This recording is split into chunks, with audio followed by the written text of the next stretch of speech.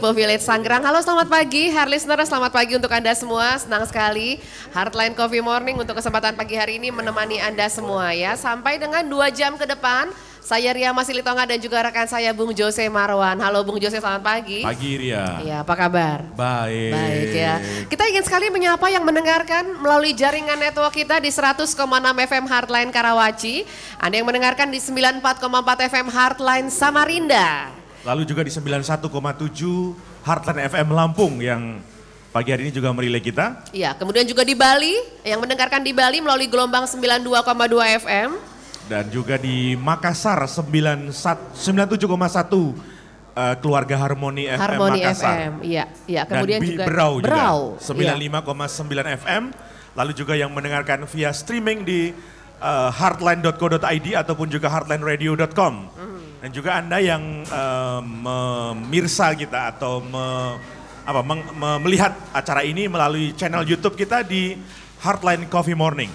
Dan pagi hari ini Ria berkaitan dengan kemarin Hari Pendidikan Nasional ya, yang jatuh pada 2 Mei. Itu kita juga pada hari ini juga ingin merayakan hal itu ya.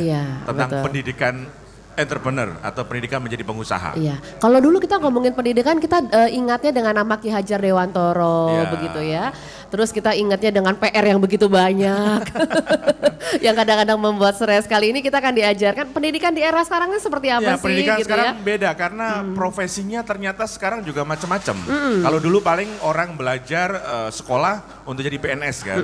Tapi sekarang bisa jadi YouTuber gitu kan. Jadi kalau dulu selesai sekolah harus kerja jadi karyawan. Harus kerja, dan ini juga ada nanti narasumber kita profesinya juga style blogger gitu. Gimana cari duitnya coba style blogger gitu. Duit dari mana dapatnya ya? Oke, langsung kita perkenalkan. Kita akan perkenalkan heart listener beberapa narasumber kita yang akan datang dan nanti juga akan menyusul beberapa narasumber yang lain. Yang pertama yang ingin saya kenalkan adalah Pak Hengki Susanto Cahyadi. Beliau adalah founder dan juga managing director dari Brain Revival. Pak Hengki, selamat pagi. Oh ini ya. Oke. Selamat pagi Pak. Pagi Pak Hengki. Selamat pagi semua para pendengar Heartline FM dimanapun berada. Lalu juga ada Pak Audi ya dari Nur Hasanah Entrepreneur Community. Pak Audi, selamat pagi. Ya, selamat pagi. Apa kabar semuanya? Baik, baik. Sehat. Baik. Lalu juga ada Telma Arwana Gisela. Beliau adalah seorang pengusaha dan juga tadi yang saya bilang sebagai seorang style blogger. Pagi, halo pagi Telma. Pagi semua pendengar Heartline FM. Oke. Dan juga yang terakhir ada Pak Joko Kurniawan. Beliau adalah senior business consultant yang juga selalu setia mendampingi acara ini. Pagi Pak. Pagi Bang Yose, pagi heart listener semua. Baik. Heart listener pagi hari ini seperti yang kita sampaikan tadi bahwa topik kita adalah how to be an entrepreneur. Apakah itu bisa diajarkan?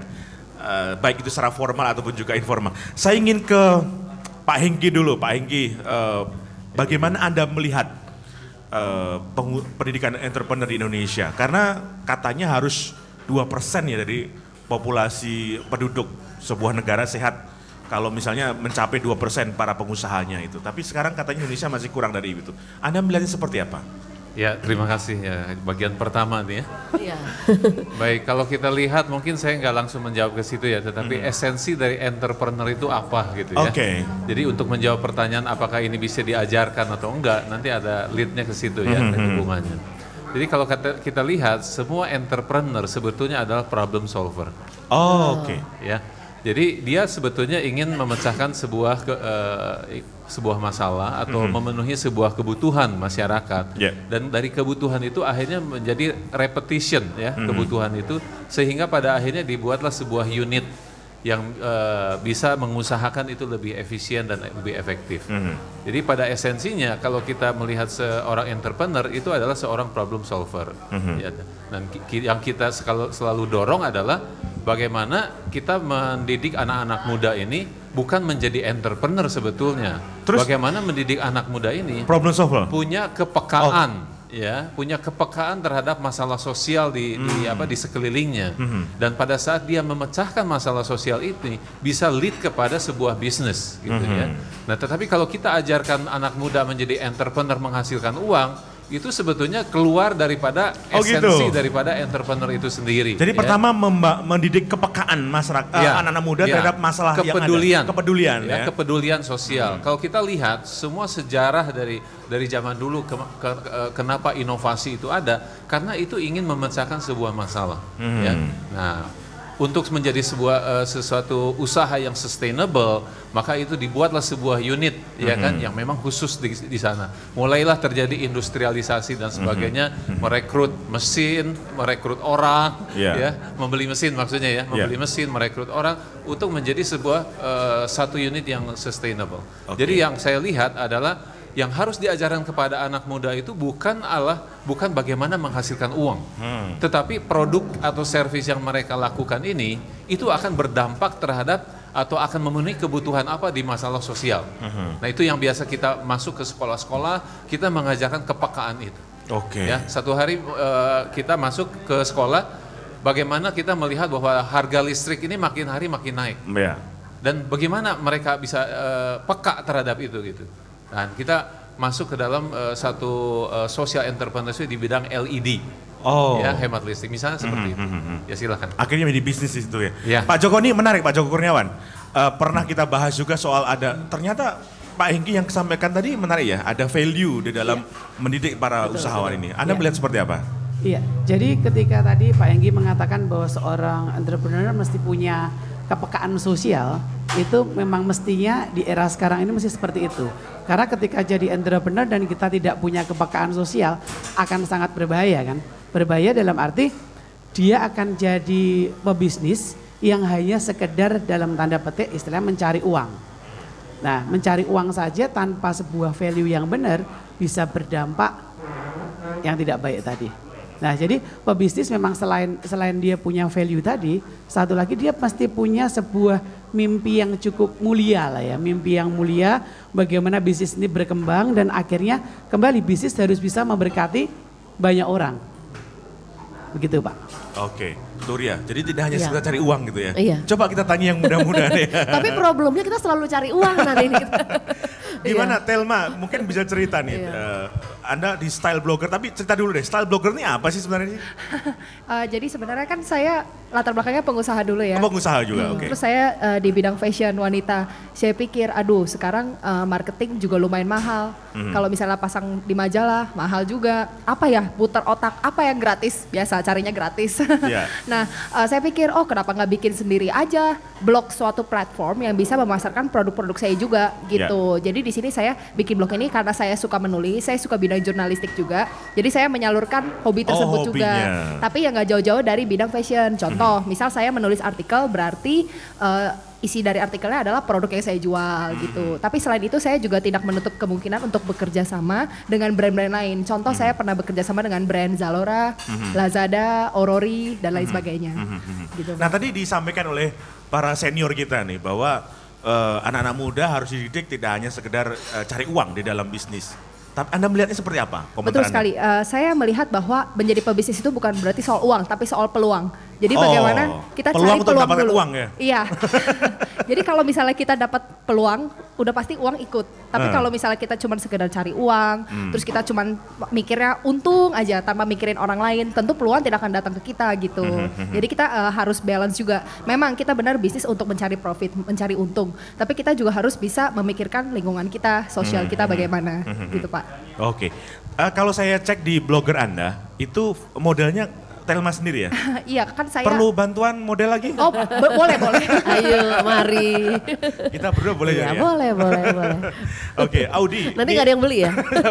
Audi dari Nur Hasanah, komunitas Nur Hasanah. Iya, betul. Saya mengamati komunitas Nur Hasanah itu mendidik anak-anak muda supaya memiliki jiwa entrepreneur. Anda mungkin bisa cerita sedikit soal komunitas itu. Jadi Nur Hasanah ini merupakan satu mimpi untuk bisa membantu mewujudkan bangsa Indonesia untuk bisa mencapai satu kemakmuran yang kita harapkan bisa dicapai melalui entrepreneur ini. Nah, kenapa kita mulai dari dunia anak-anak muda? Karena kita yakin, kita percaya bahwa tahun 2030 Indonesia itu akan mengalami bonus demografi.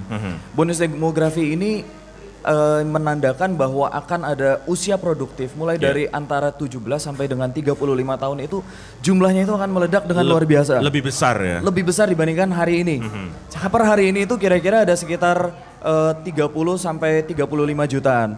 Tapi nanti itu bisa sampai dengan pencapaiannya bisa sampai dengan 80 hampir 90 jutaan di tahun 2030. Nah, akibatnya kami di kepengurusan Nur Hasanah ini kita mencoba merangsang anak-anak muda dari usia yang cukup dini. Karena kalau kita nggak menangani mereka dengan baik, kalau kita nggak mementori mereka dengan baik, ujung-ujungnya mereka bisa nggak jadi apa-apa gitu ya, malah bisa-bisa jadi penganggurannya malah bisa naik, kemungkinan besar malah jadi mereka ini jadi beban kepada negara. Tadi seperti istilah Pak Hengki, iya betul sekali. Saya menjadi sekali. problem solver ya, betul. bukan kreator gitu ya, bukan pencipta creator. masalah gitu ya. Jadi kita merangsang anak-anak muda ini untuk mereka jadi menyediakan lapangan kerja. Jadi nggak cuma rebutan satu kursi di satu kantor, di satu perusahaan, tapi mereka harus menciptakan banyak kursi supaya semakin banyak orang-orang yang diberkati dan merasakan dampak yang positif daripada dunia usaha mereka. Itu sekarang sudah berapa orang yang dididik anak-anak muda? Per hari ini kita udah ada 15 angkatan. 15 angkatan? 15 angkatan. Satu angkatan kira-kira sekitar 10 orang lah gitu ya.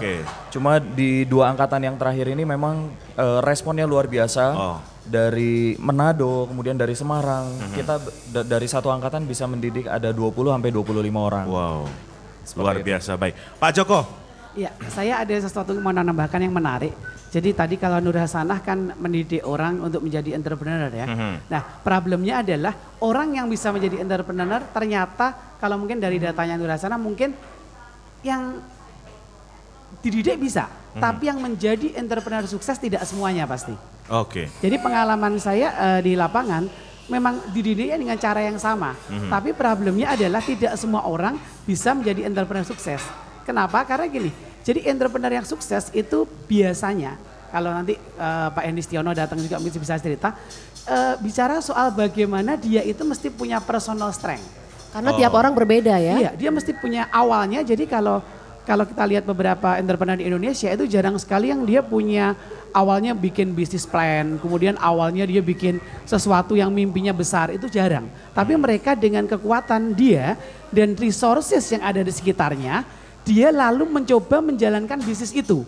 Lalu dia jalankan sendiri, lalu sekitarnya mendukung, dan akhirnya jadilah sebuah bisnis. Baru setelah nanti masuk dalam tahapan selanjutnya, baru ngomongin soal yang lain-lain, bicara soal bisnis modelnya mestinya seperti apa ya.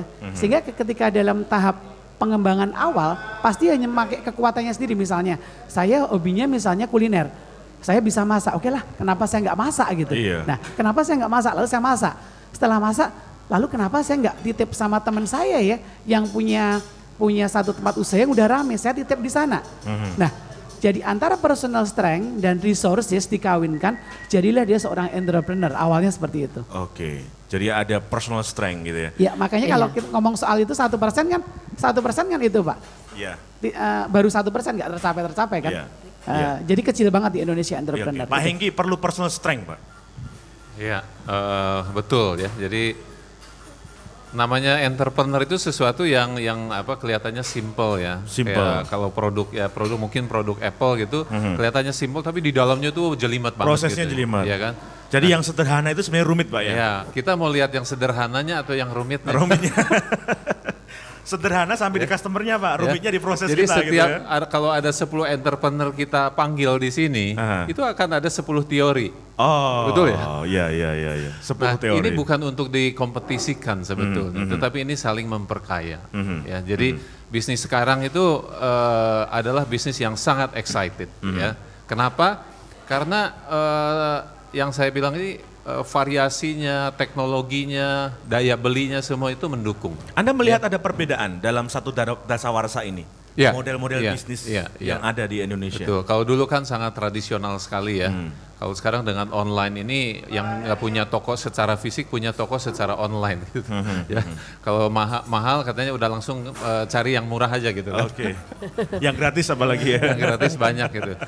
Nah tapi yang sekali lagi ya, entrepreneur yang saya bayangkan ke depan yang Indonesia punya itu adalah sesuatu yang unik ya, bukan sesuatu yang secara barat punya gitu ya. Apa yang unik Indonesia gitu, khas Indonesia? Ya, kebetulan tanggal 20 Februari yang lalu saya mempresentasikan ini ya, sharing sesuatu yang namanya to complete, not to compete. gitu ya. Oke. Nah, padahal saya selama 40 tahun lebih nih, 40 tahun lebih ya, selalu diajarin kita hidup itu harus berkompetisi. Dan hampir semua bisnis juga menyarankan kita harus berkompetisi. Kalau nggak berkompetisi kita mati gitu ya. Wah, ini sangat menarik gitu loh. Dan akhirnya itu era itu sudah berakhir atau? Enggak, justru era ini yang harus kita buat ke depan gitu ya, bahwa bisnis itu bukan masalah kompetisi gitu ya. Bisnis itu masalah bagaimana kita menemukan keunikan di dalam diri kita apa yang masing-masing kita lakukan, baik secara individu maupun secara organisasi, untuk membuat sebuah segmen bisnis yang baru. Itu mengkomplitkan apa yang sudah ada gitu kan ya. Nah, ini yang sebetulnya yang menjadi satu potensi besar untuk Indonesia bisa maju ke depan, bukan dengan financial indicators, aset sekian, ya kan, return on investment sekian, ya itu dari dulu juga begitu kan. Gitu. Tapi nilai apa yang sebetulnya yang kita bisa bawa ke panggung dunia, maksudnya dengan nilai yang sudah berakar di Indonesia selama ratusan tahun, yaitu namanya gotong royong. Kalau bahasa saya to complete, not to compete gitu. Itu bahasa Indonesianya gotong royong. Oke, kita akan break sebentar ya. Oke, dan kita juga akan menikmati begitu sajian dari teman-teman House of DJ. Pagi hari ini akan ada DJ yang menyemarakan pagi hari kita. Ada Angel Yesaya, Chris Rilup, Ica Danisya, dan juga Su Ciptoli. Kita juga ingin menyapa para hard listener atau juga yang sudah hadir di Max Cafe pagi hari ini, Ria ya. Para pengusaha yang sudah ada. Iya, selamat pagi semua. Selamat pagi semuanya ya, sudah hadir. Selamat pagi. Oke, kita simak penampilan dari teman-teman House of DJ.